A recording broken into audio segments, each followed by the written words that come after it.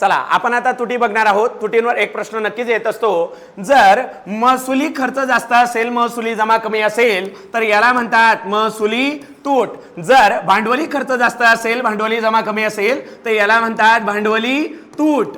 जर दोन्हीही जमाच्या तुलनेत जर दोन्हीही खर्च जर जास्त असतील, जमाच्या तुलनेत खर्च जास्त, तर पूर्ण अर्थसंकल्पात तूट निर्माण होते. याला म्हणतात अर्थसंकल्पीय तूट.